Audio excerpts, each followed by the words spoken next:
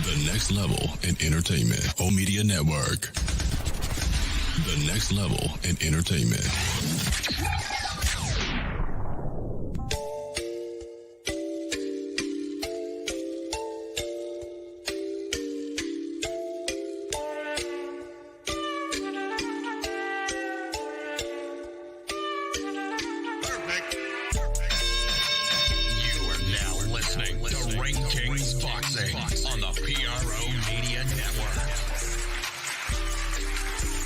All right, shout out to the fam. Welcome to this installment of Ring Kings Boxing World. I'm Big Q, your humble hosting for another episode of Ring Kings Boxing. Listen, fam, it's been an interesting week of boxing, man. We can talk about the Taylor versus Catterall, a rematch there where the cards, Bob Arum completely did his thing. Don't want to bore with you yet, but we have 5 items we're going to talk about on today's boxing stream, man. So please feel free to hit the like button, hit the subscribe button. And by all means, feel free to add Ring Kings as one of your boxing news destinations. We up in this thing. Shout out to the boxing world. And fam, like I said, we got a few things to talk about on this installment of Ring Kings Boxing. Man, listen, happy Memorial Day to everybody out there, man. Hope y'all having a fantastic Memorial Day, man. It's been a very good Memorial Day. Shout out to my family, man. They came out to see your boy. Appreciate you guys for support and everything like that. And I just hope you guys had a fantastic Memorial Day. Hope you guys had an opportunity to kind of rest up as you get your week restarted tomorrow. A lot of people go back to work. So hope you guys are refreshed and able to a very productive weekend for your boy, working on some stuff. But anyway, let's talk boxing, man, in this one. Listen, first article out the box. Shout out to Boxing News 24/7. They had the scoop, but this was on multiple different platforms for different boxing family members. And they talked about Eddie Hearn criticizing the IBF's decision to allow Usyk to retain his title for the Fury rematch. Now, listen, we've all heard the talk about the IBF wanting to strip Alexander Usyk of his belt and give it to the winner of the Daniel Dubois versus Philippe Hargovic matchup that's set up to go on June 1st, this upcoming weekend. What's going to be interesting, man, to be honest with you, is, I thought that stripping Usyk of the title, he just defended it. We all know that unification trumps mandatories. We know that. And he won't be able to defend the title, the IBF title, in a week. It's not going to happen. So, we know, based on some information that Eddie Hearn talked about, is that an exemption has been applied, which should be the case. It'd be totally unfair for you to strip him. He just became undisputed. This is the first time we've had a undisputed, unified heavyweight champion in the heavyweights, and first in the 4-belt era.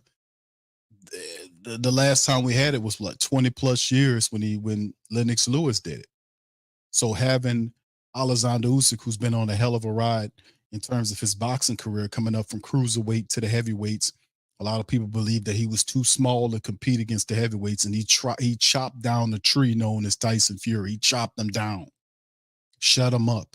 And that's hard to do with Tyson Fury. He shut them up, outboxed them, pressured them. I thought they should have stopped the fight after he was battered all around. And matter of fact, if you take a look at this picture I got, look at his legs, man. His knees look kind of strange there. But there was also some rumors about his legs and all that. But Tyson's getting toward the back end of his career. And we all know that this was his greatest fight. We talk about the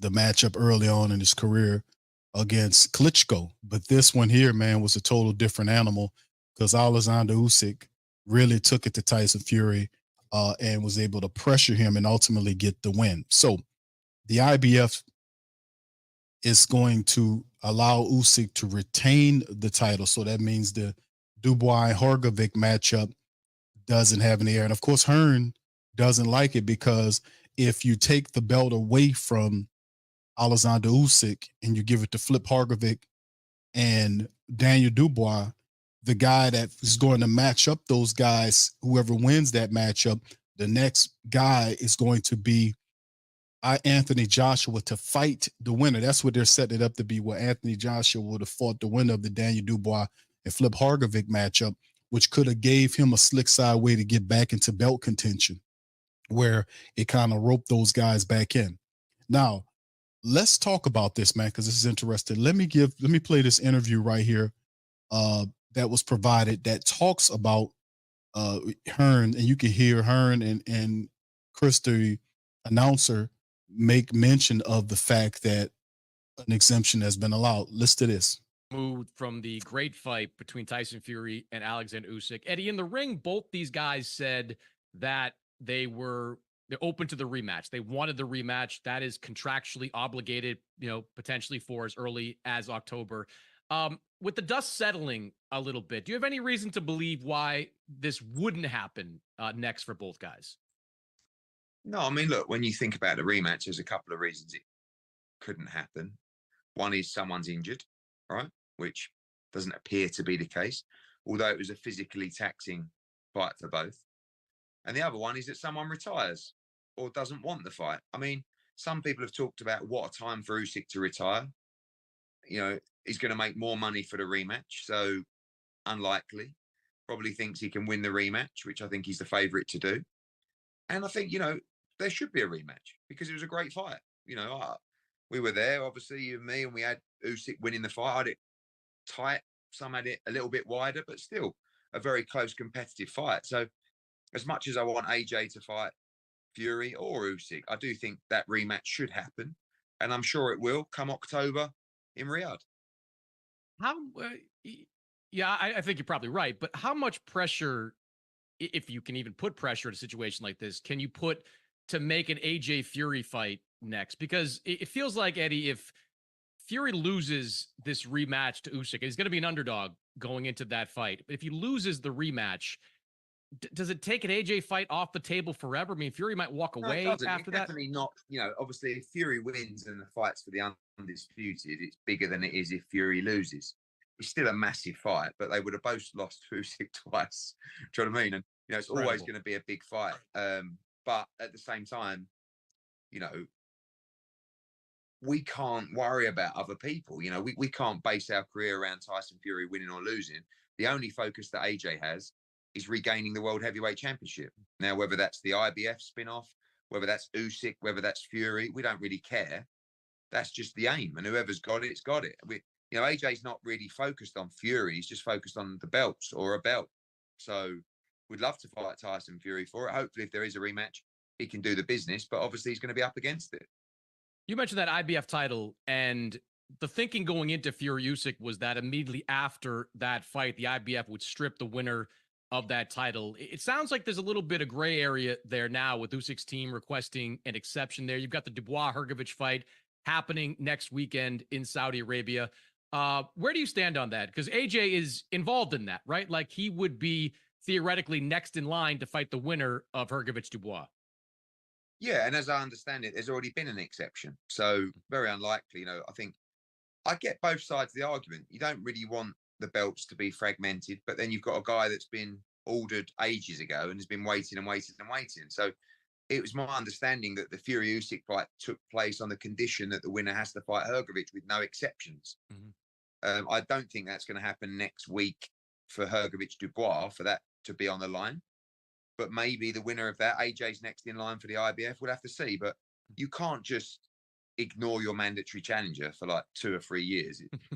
And I get the whole point of, but it's great to have an undisputed champion. But what if the shoe's on the other foot and you're this guy who's been mandatory and now he goes out and beats Dubois and now he's told, no, actually, you can't get your world title shot till the summer of 2025. It's like, it's not fair. So I get both sides of the argument, but I do expect that IBF belt to come vacant, but very unlikely for next Saturday.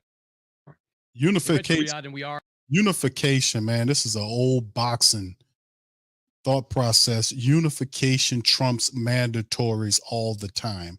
If Hrgovic was the undisputed unified heavyweight champion, he would understand that idea. Now, ultimately, I don't agree with Hearn's assessment. I mean, he represents those guys, so of course he's going to say that because he wants the belts to loop back around some kind of way to AJ. Which, if Alexander Usyk continues to hold those belts and challenge as that spot, I don't think there's a heavyweight fighter currently that can beat him.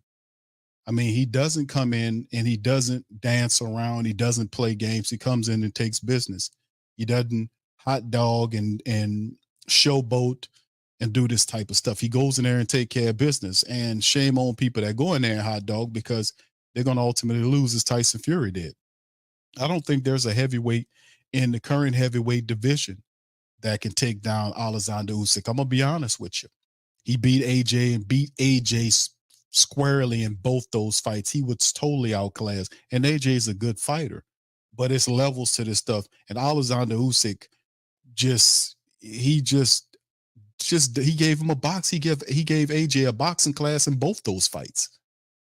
And he's going to do it. And even though Tyson Fury is a skilled big guy that can fight like a little guy, at the end of the day, Alexander Usyk is a smaller fighter that is a better fighter in terms of his boxing than Tyson Fury is. Tyson Fury is a big guy that has a lot of plus to his game. If he can work behind a long jab, he had some success in the fight where he was able to catch him with a couple of uppercuts and do some stuff, but he just stopped. He wasn't as active past those 6 rounds as he was supposed that he would need to be. He would have to condition himself to constantly be at that pace that he was doing between the round 1 and 6. He has to constantly fight Usyk at that pace to be able to beat him. And I don't think he can do that. As it showed in the first fight, his pace slowed down. And when that happened, Alexander Usyk was able to get close to him and really start using combination punching and really affected Tyson Fury. That overlooping shot where he hit Tyson up in the nose right there, that began everything to start falling apart for Tyson Fury. So the next matchup, as we see the rematch, and it's already been something where they talked about a potential rematch between these fighters. My opinion is, like most people are, mandatory fights. Unification trumps mandatory. It's a shame with Philippe Hargovic had to wait so long. You know, it is what it is. So he'll get an opportunity after the rematch because, like I said, undisputed, trumps mandatories. It trumps it all the time. It's just a bigger deal, and a lot of people officiate that, so they understand that. So at the end of the day, after the Tyson Fury matchup in October, then we look at Philippe Hargovic in the new year sometime. So he'll get an opportunity in 2025. So he has to, first and foremost, before Philippe Hargovic has to take care of business against Daniel Dynamite Dubois in Saudi Arabia. He has to do that first before he worries about any other situation outside of that. He has to concentrate on Daniel Dubois because Dubois is not going to be an easy fight for him. So Hargovic's a big physical fighter, but at the end of the day, like I said, Daniel Dubois is somebody you might want to watch out for. Don't look past him. All right, so anyway, fam, let's get ready to move on to the next matchup. Y'all put in the comment section before I jump. Y'all let me know what you guys think about this situation. Do you think like I do about the Eddie Hearns? How you feel about Hearns' commentary about and criticizing the IBF for not taking Usyk's belt? That is ridiculous. I say that it should be what it is with unification, Trump and mandatory. Do you guys agree with me, or do you agree with Hearn? Put your comments in the comment section below. All right, so let's move on to the next topic, man. Let's talk Mike Tyson, family. Of course, Mike Tyson, a tweet came out and some articles were put up about Mike Tyson experiencing a medical scare on a flight to Los Angeles. Let's cover it. Boxing 24 had the scoop as they talked about it. The former heavyweight champion Mike Tyson reportedly had a medical emergency on a Sunday flight. The 57-year-old Tyson was coming from Miami to LA when he suffered a medical problem, and it reports that Tyson suffered a, quote, apparent medical scare, end quote. It is unclear whether the medical problem will affect Tyson's next fight against YouTuber Jake Paul on July the 20th, more than likely not. The two are fighting in a professionally sanctioned boxing match on Netflix PPV and AT&T Stadium in Arlington, Texas. Now, what pretty much was now it's coming out that, Mike Tyson, and it says so right here, a representative from Mike Tyson's Camp told the New York Post, thankfully, Mr. Tyson is doing great. He became nauseous and dizzy due to an ulcer flare up 30 minutes before landing. He appreciative to the medical staff that were there to help him. So an ulcer situation occurred with Mike Tyson. And ultimately, it's a good sign, man, but I don't anticipate, and there's no official word on this situation, just to let people know, wasn't a super serious thing, that he's fine. But will it affect the matchup that he has with Jake Paul? I probably would doubt that it would. But y'all guys, let me know how y'all feel about it. Put it in the comment section below. Let me know how you guys feel about what happened with Mike Tyson on the flight. Do you think it affects the Jake Paul matchup? I'm about to say Chris Paul, the Jake Paul fight that he got coming down. So what do you guys think? Put that in the comment section below. All right, let's jump to the next situation here on Ring Kings Boxing. Spence fast-tracked the fight Sebastian Fundora for a title shot. Now, what's interesting, when this came across my desk, I was thinking about how how this fight would carry out. We seen a bloody matchup between Sebastian Fundora and Tim Tszyu, where the last couple of fighters that Sebastian has been fighting has been guys that have been pretty good boxers. Tim Tszyu's a pressure fighter. He's a guy that wants to go pop with you. And Sebastian Fundora was able to stand in there. He took a lot of shots. He got blooded. He got his nose bust. He was leaking blood. Sebastian Fundora, I think he got gashed really bad. And Tim Tszyu got gashed really bad. He was bleeding. It was a nasty, bloody fight. They should have stopped that fight, by the way. It was all these guys bleeding all over the place. I thought that was incredibly ridiculous. It should have been stopped. But it was still an ultimate, a really interesting fight to see Sebastian Fundora and Tim Tszyu go at it. And ultimately, Sebastian was able to claim the belt. But now that Errol Spence is back into it, he's back trying to make a way into back in boxing, but not as a welterweight this time. He's trying to get the junior middleweight crown from Sebastian Fundora. And this is one of the situations where you look at it and say, okay, we know what Terrence Crawford's got lined up, what he's attempting to do. But now here comes Errol Spence, and everybody was waiting to see what Errol Spence did. We know the stuff about what happened with him and Derek James. They ended up pretty bad. And, at first, you think about that camp, man, that they had with Derek James and Errol Spence, and they had the Charlos. Boy, how things have changed, man, since that. I got a report coming out on the Charlos, too, coming up on the channel real soon for you guys to check out. But Errol Spence wants back in, and he wants a shot against Sebastian Fundora for a title. Well, there was also a report saying that Sebastian Fundora, if he takes the fight against Errol Spence, that he could be possibly, I think he could be stripped of his belt because he was supposed to be lined up to fight. Hold on, let me see if I could pull it up, family. I'm gonna make sure I get this straight with the Sebastian Fundora fight, and perhaps they mentioned it in this article right here. Let's go into it and see what they're hitting on. Errol Spence move up to the title against the WBC WBO junior middleweight champion Sebastian Fundora in a fight being negotiated for October. Doesn't surprise anybody in boxing. The former unified heavyweight champion Spence, who's 21-1 with 22 knockouts, was allowed into the ring after Fundora's upset win over the WBO 154-pounder Tim Tszyu. And that was in March. And boy, by how time flies, right?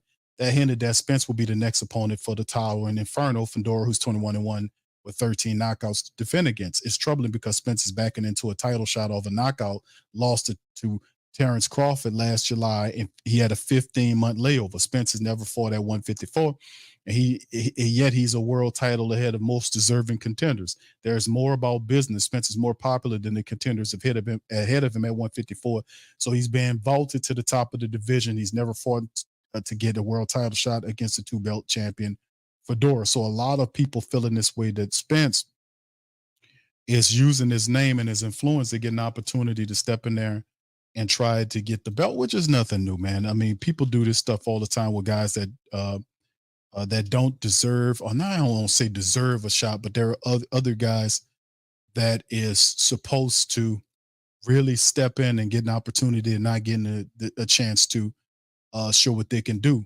But let me share this article with you guys here, because this is also this is also something that I want to bring you aware of, because we talk about the Fundora situation. Let me add this into it to bring this into the fray to kind of talk about Fundora and this is also boxing news. Shout out to them. It's Boxing News 24 covered this scoop as well, as that Fundora's to relinquish the WBO title belt for Spence fight, Crawford to battle Madrimov for the vacant belt, which is very interesting. Let's go into it. We'll see if this carries the way it's supposed to. WBC WBO junior middleweight champion Sebastian Fundora reportedly relinquished the WBO 150-pound title, 154-pound title, for a planned fight against Errol Spence Jr. in October. The move is due to the WBO placing Terrence Crawford as the mandatory for Fundora's WBO belt. Now, according to Boxing Scene, rather than defend the WBO title against Crawford, Fundora will give up the strap and take the fight against Spence, 28-1 with 22 knockouts. Now, Spence's PPV power, a significant factor in Fundora's decision. He's trying to get paid. Crawford, who's 40-0 with 31 knockouts, is already scheduled to challenge the WBA junior middleweight champion Israel Madrimov on August the 3rd at BMO Stadium in Los Angeles. Now, this is going to be a very interesting fight, to be honest with you, because we know Madrimov is a guy that is a pressure fight in his own right. He got power in both fists. Crawford's way more skilled than this guy, but this guy is going to pressure you. So it's going to be interesting to see how Bud Crawford, who hadn't fought in a while either, does against a busy fighter that's going to be constantly coming at him. So on paper, Fundora's decision to fight Spence, who's coming off a loss to Crawford, seems weird. However, it does make business sense for him to do this, because Spence is more of a proven pay-per-view fighter than Crawford, and it's a fight with a better chance of making money for Fundora. So would that be the case? Well, the Texas native Spence draws many fans to his fights at the 80,000-seat AT&T Stadium in Arlington. Spence's track record of pay-per-view fights is better than Crawford's, who hadn't done really good numbers until his fight against Errol last July. So that's what Sebastian is looking at. So he's kind of putting his business sense on right here to see if that would be, he wants to make some bucks doing that. He wants that. So he give up the belt to make the money.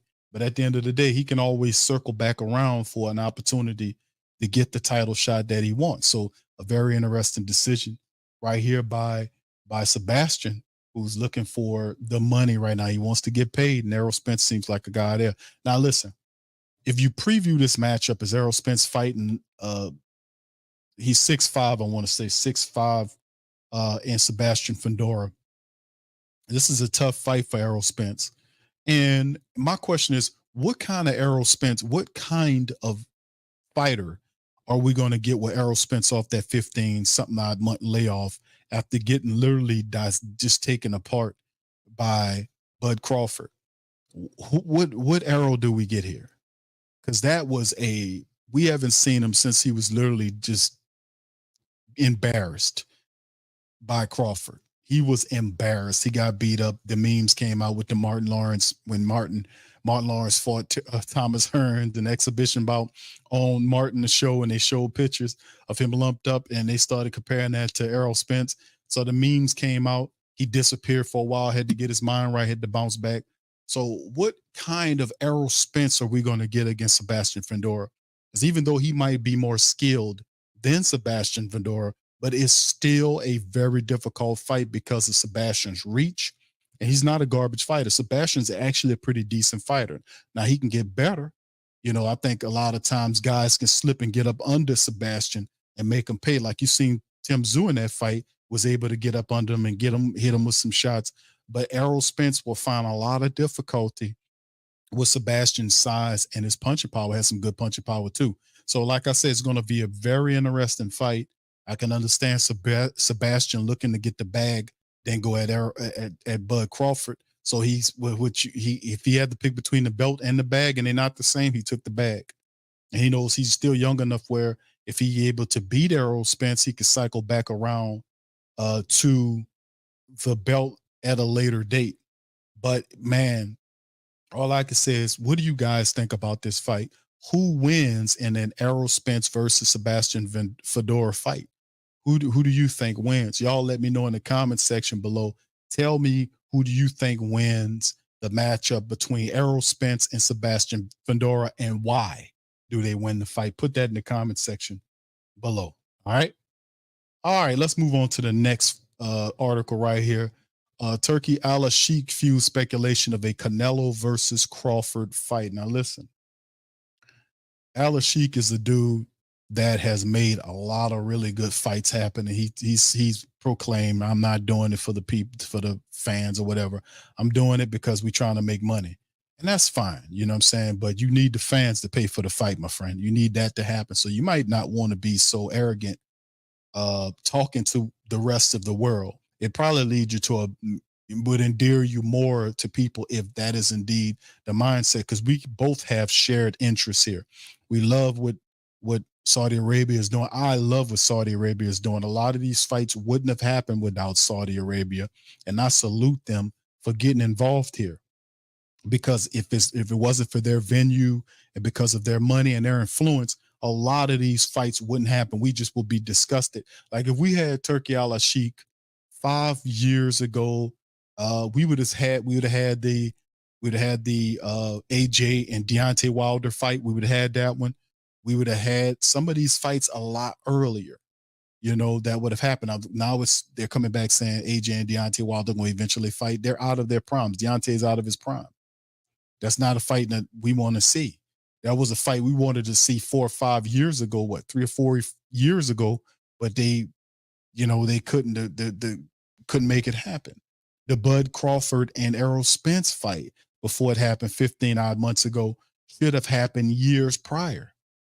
But those rivaling clubs, those networks, all this stuff happened. I wish we would have had him involved in the game, Alalshikh involved in the game. Then we would have got a lot of these fights earlier. So a lot of the fantasy fights that we are seeing that are going to happen over the next year or two is because of the money and the influence of what Turkey Alalshikh and Saudi Arabia is doing. And I absolutely salute those guys wholeheartedly for what they're doing. But even though you're not doing for the fan base, as you call the family base, as your support base, we still benefit greatly by the money and influence of what's going on. So with that out of the bag, just saying, this is one of these fantasy fights that only the supporters really are willing to pay for. And this is another one. Turkey Alalshikh fuels speculation of Canelo versus Crawford fight. Would you pay for that? Is Crawford? Is Canelo? How would it look? Anyway, let's get into it. Boxing 24 News on it.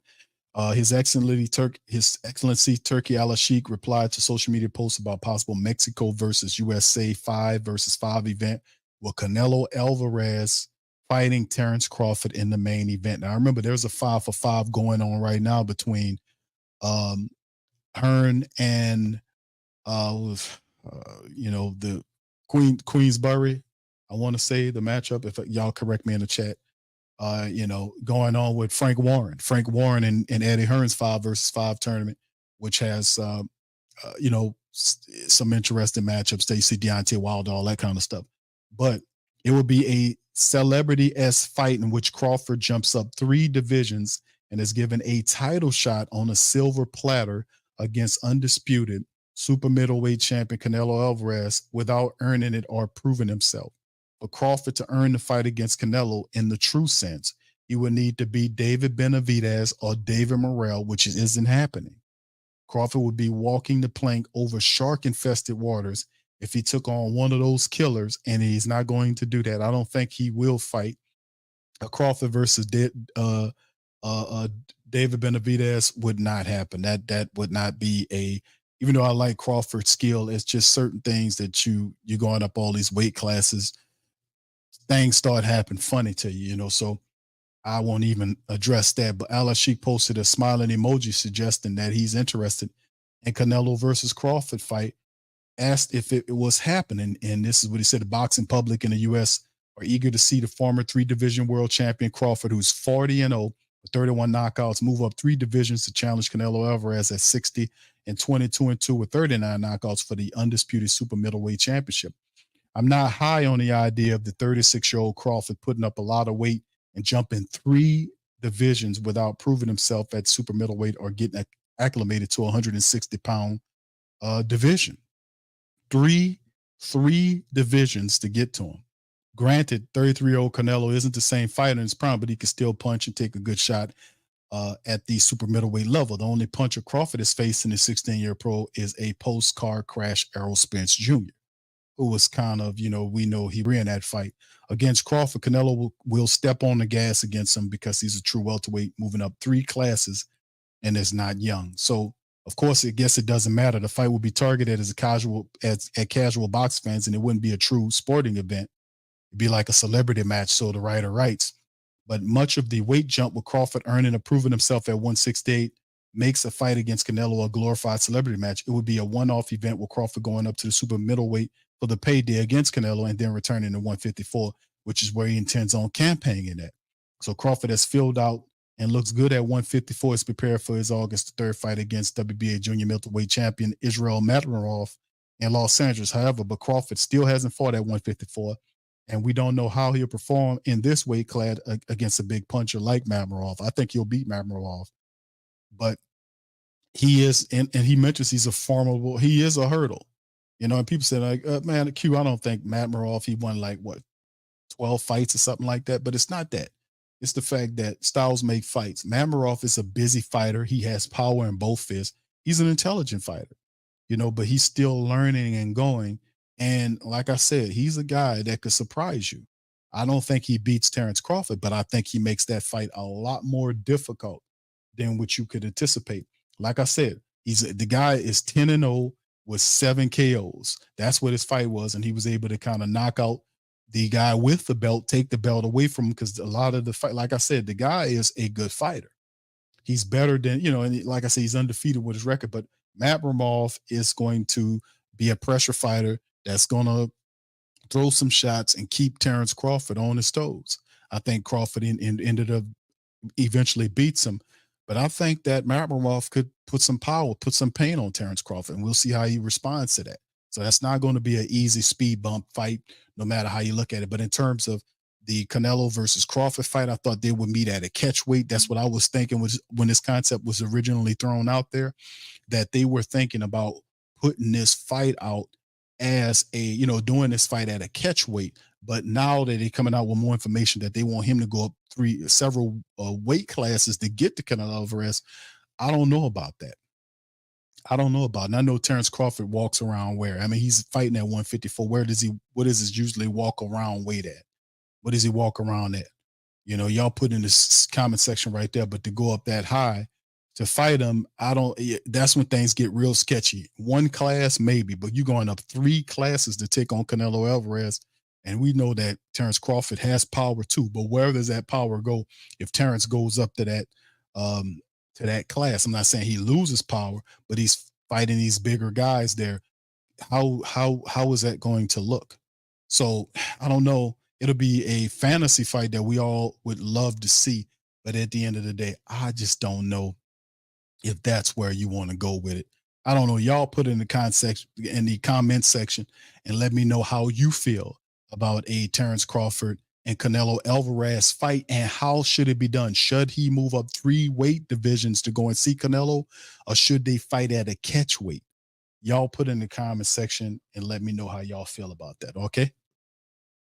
All right, let's move on to the final news item that I have on Ring Kings Boxing, man. Appreciate y'all tuning in with me on this one. And listen, all I could tell you at the end of the day, family, is that this just won't go away. And I think Devin Haney and them just need to just leave this alone. All right. They've already put the paperwork in. Devin Haney, take a break, go do what you got to do, clear your head, and come back out and start doing it. You're still a champion. And like I said, everybody loses. Everybody loses. Well, most fights lose. Very few. I mean, Mayweather never lost. Okay. Rocky Marciano never lost. But there are a handful of fighters that never lost a professional bout. A lot of the greatest that we consider great fighters lost a fight. They lost several fights. You see, Sugar Ray Robinson, Muhammad Ali, on and on and on, whoever you got. The greatest fighters lost a fight before, and it's how they rebounded from the loss. So Devin Haney needs to understand that concept. And the crazy part about it, even though if he's tapped with the loss, he still retains his belt. So we need to just leave this stuff alone. Let the boxing organizations handle this how they're gonna handle it, and let's just move on, man. Let's move forward and get this going, because this is, nobody wants to see this anymore. This is a bunch of, junk. If Ryan Garcia, Devin Haney's father, Bill Haney, wants Ryan Garcia banned from the sport of boxing, and I'm like, oh, listen, if they, whatever they find out, we know about the samples coming back dirty and all this kind of stuff, and we heard what Ryan Garcia was saying. But my goodness, man, this is this is starting to sour on our ears. It was a fight in which Ryan Garcia came in overweight. He had to pay extra money to Devin Haney. Devin Haney took the wrong approach in the fight. Garcia beat him up pretty bad, knocked him around, ragdolled him. Let's just move on. Let's just move on and get the next thing going. You're still the champion, in which you can, thank your lucky stars for, because at least he didn't take the belt alone. You still have hold of the titles. So let's just move forward on something else. But Bill Haney wants Garcia literally banned from the sport of boxing. Let's kind of delve into this one here and see what he's talking about. As Devin Haney's father, Bill, says he wants Ryan Garcia out of boxing due to his positive test for the banned substance PED Ostarine from his win last April. Interestingly, Bill wants Ryan completely out of the sport, which means Haney, who's 31-1 with 15 knockouts, won't get a chance to avenge his loss and pick up the biggest payday possible. The defeat will stay in family members' mind forever unless Haney avenges it. Of course, if Bill isn't confident that his son can win, it's understandable why he would want the campaign to have Ryan Garcia out of the sport. Now, the New York State Athletic Commission still needs to meet to decide whether to suspend, ban, or clear superstar Ryan Garcia, is 25-1 with 20 knockouts. Now, Ryan team revealed that they took a hair sample that returned negative. So the New York Commission could potentially clear Ryan if they feel the hair follicle test proves his innocence, which if they do that, that could be the case. Haney would have to move on and live with the loss on his record. Even if it were removed, the defeat would still be there, and his career would just be a tarnish regardless. Ryan exposed Haney for having a fragile chin and zero punching power. That's what the writer said. I'm not going to say Devin Haney has zero punching power, because Devin Haney has 15 knockouts on his resume. He's not a knockout dude. Devin Haney's a good fighter. He's a guy that does show some power. And I'm not going to say that he has zero knockout power. I don't know what this writer's problem is with him, but what I will say is that ask Regis Prograis, does he have punching power? And Regis is a hell of a fighter. And Devin Haney came in there and he kind of imposed his size and he kind of beat up Regis. But then he got just due desserts on the opposite end when Ryan Garcia came to town and kind of ragdolled him a bit. And I haven't seen anybody ragdoll Devin Haney like that. But at the end of the day, I think you just need to move on. Even if he has the one loss on his resume and they have to stay with the one loss, it's okay. You still have the titles, and move on with your life. If you want to fight Ryan Garcia again, that would be definitely this. And the writer's right on that second fight would be a humongous fight. It would be a super draw right there to see Garcia and Haney again. That would draw, because the attention, this whole spectacle that's placed around it, the rematch could be ridiculous. This could be his biggest payday ever. So, and then it will work for Devin Haney, because not only will he get paid because he comes in as a champion, but it also does mean he has an opportunity to avenge the one loss. So it makes sense for in my perspective, for Bill just to, just leave that alone, because they've already issued legal paperwork to the commission saying that loss should be removed from Devin Haney's record because of Ryan Garcia testing a certain kind of way. But if he's cleared, you have to keep that L and you have to move on. So like I said, let's just move past this, see if we can get a rematch going. Devin stepped his game up, because that was the wrong game plan to utilize against Ryan Garcia. And I think to a degree, just a degree, I think Devin Haney came in this fight and underestimated Ryan Garcia. He thought Ryan Garcia was a one-punch wonder, in which Ryan Garcia was pretty much a one-punch wonder. He did a lot of the same stuff we expected him to do. but Devin Haney can't walk into his power shot, man. But I got to give Devin Haney credit for getting up, because even Ryan Garcia said it. He said, I cracked him pretty good. I thought I busted his nose. I cracked him pretty good, and he kept getting up. So you got, for people that's making fun of Devin Haney and the Haneys, man, Devin Haney has the heart of a champion, even though he lost his fight, in my opinion, because it was the wrong fight. But Devin Haney kept getting up against Ryan Garcia's best punch. And that's a hell of a punch. That's a punch from God. And he was still able to get up from that shot. So, you know, he just has to fight a different fight where he stays away from Ryan Garcia's best punch, which is that hook. Stay away from the hook. Watch for the hook. But outside of that, man, what do you guys think, man? What do you think about Devin Haney's father, Bill Haney, saying that he wants Ryan Garcia banned from the sport? I absolutely don't agree with Bill on this at all. I don't agree with Bill Haney at all on this. I think that's a bad look for Bill to do. I don't think he should be looking to have to be trying to get the man. I don't know what people be thinking, man. But let me see if I can get him here. Hold on just a second. Let me get Bill Haney tuned up. You can hear from him yourself. Here we go. You know what? As a Haney, he has to feel amazing, being that the guy was on steroids. Devin went down 3 times, and you can honestly see that if you couldn't knock him out all the way out and stop him on steroids, what could you have done if the fight was fair? You know, so with us, as alhamdulillah, you always can see the silver lining in things, and our silver lining is the fact of is we know that we're fair, we know that we work hard, and we know that we're committed, and we know that we're examples for the kids. And he talked about he was for the kids. You can't say that you're for the kids and you're taking shortcuts. Bill, do you guys want to do it again? Do you want to rematch Ryan Garcia or no? I mean, you know, of course, Ryan Garcia has proved to the people that he's uncontrollable. I mean, he said that he drank. He said that he smoked. I mean, he said now that he loves steroids, that he takes steroids, that he's taking Ostarine. I mean, clearly, there's nothing that you can do with this guy but get him out of the sport. You know, it's a terrible thing. It's a terrible thing for sports in general. It's a terrible thing for boxing. You know, you see me with my kids. You know, I don't know what to explain, what to tell them. You know what I mean? The Haneys, we're fair. We're fair. We believe in hard work.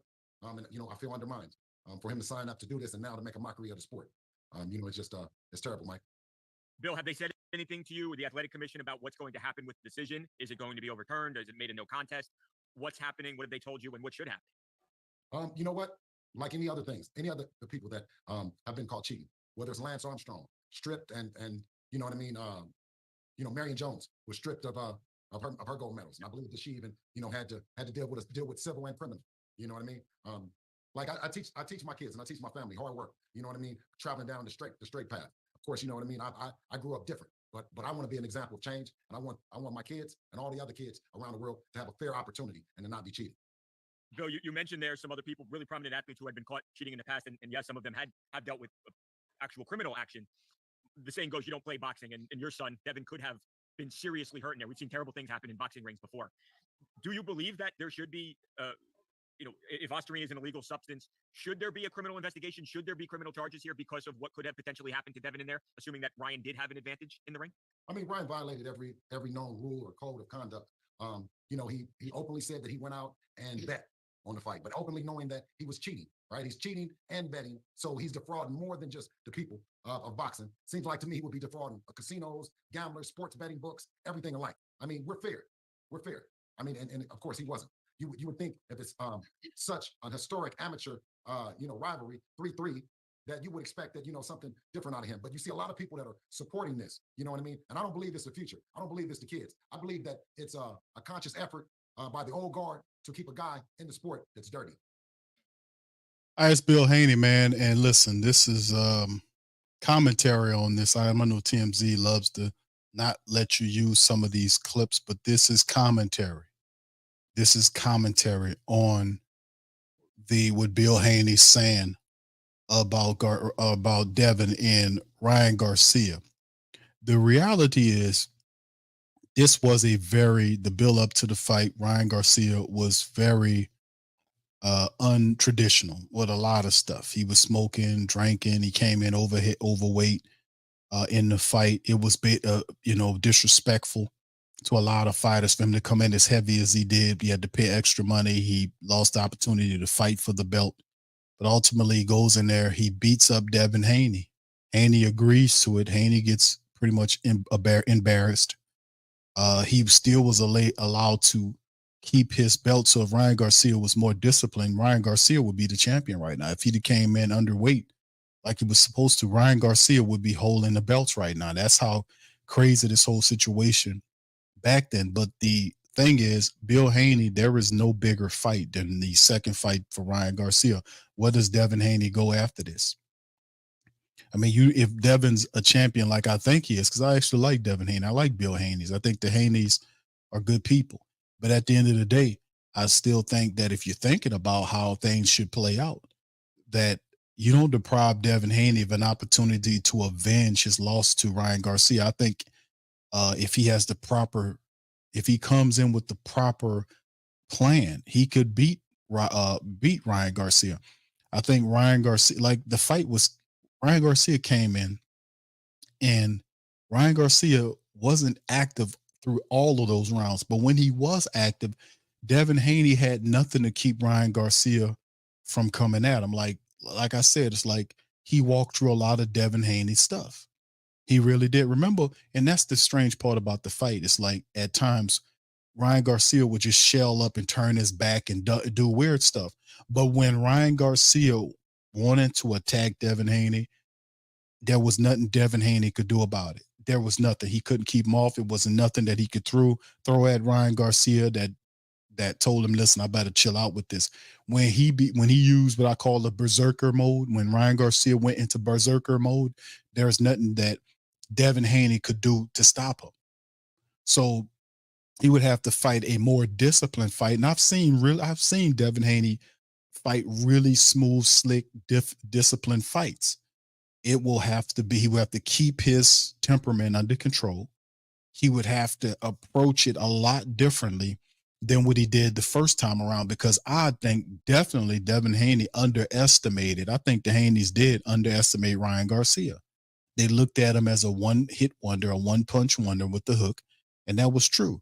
Ryan Garcia was a dude that basically relied on his hook, but why would he not rely on the hook when you going right into it?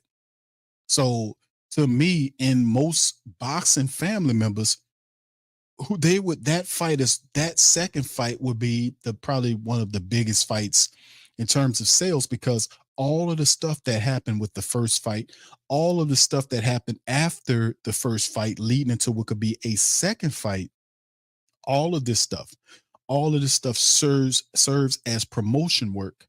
You couldn't buy any better promotion than this second fight. So if I'm Bill Haney and I'm Devin Haney, I'm meticulously looking at what's going to happen, and based on whatever decisions that the commissions make, because I know the Haneys sent paperwork to the commission to have them to throw out the loss. But if they decide that he was, that he's clean based on the hair test, then you have to live with the L. There is no dishonor in losing a fight. The dishonor is how you come back from the fight. I'm going to say it again. There is no dishonor on how you lose the fight, but it's how you come back from the loss is what counts. And this would gain Devin Haney a lot of respect, even more respect than he's already, that's been given. This will really set him on another level. Like, remember Devin Haney lost to Garcia. They beat him up. He got back up after being flowed several times in the fight, and then goes in and beats Ryan Garcia in the matchup. In the rematch, avenges his loss. That's it. Moves on to the next fight, retains his belts. That's a great story to have, because the great ones lose. All great ones lose. It's how you come back from it. Like I said, Sugar Ray Leonard, Sugar Ray Robinson, Muhammad Ali, who you got? Joe Louis, all the greatest, the ones that you call the greatest at their classes. The majority of these fighters have lost fights and came back and are considered some of the greatest in the sport. So it's no dishonor in losing. It's how you lose and how you come back from a loss, because everybody falls down at times. Everybody has issues and errors and fall down. It's how you come back is what make you who you are. So like I said, man, I would want to see that second fight, no doubt about it. Will it happen? It's a lot of stuff going on right here. But if Devin Haney and Bill Haney are thinking about money and getting money, there is no bigger fight than the rematch between Devin Haney and Ryan Garcia. because Ryan Garcia already said that he'll give him the fight. Now, was he talking mess? I don't know. But I think Ryan Garcia would definitely want to give him another shot. And I think that's something they should be looking at this time around. Devin Haney, don't take him lightly. Don't listen to all of the stuff, because he might all of the I ain't gonna say crazy stuff, because he was saying some real stuff. Ryan Garcia was saying a lot of real stuff. Now, was he serious about it? That's a whole nother thing. But not getting off kiltered or thrown off by some of the some of the antics that he was doing and the things that he would say and all this kind of stuff, just handling it a certain way, ignoring it, but at the same time saying this guy's dangerous and giving him your best game, literally dissecting his game, because Ryan Garcia is not a difficult fighter to put on tape and break down. He really isn't. You just can't walk into his punches. You can't walk into the hook. You can't be served up on a plate like that to his best punch. You got to do better than that. But anyway, that's all I got on today's Ring Kings boxing episode. Listen, fam, do me a service. Hit the like button, hit the subscribe button. And by all means, feel free to make Ring Kings Boxing one of your favorite boxing shows where you get all your latest news. And listen, fam, we'll be doing these every Sunday. I know today's Monday, Memorial Day, but we'll be doing these every Sunday, man. Full out Ring King boxing episodes like we used to do. Shout out to my brother, my partner, Eddie Too Mean Johnson. Rest in power to that brother. He was the co-creator of Ring Kings Boxing. I'm still carrying these on with him in mind. So thank you. Shout out to my brother. Rest in power. With that being said, fam, y'all hit the like button, hit the subscribe button, and I'm going to holler at y'all on the next one. Much love and peace.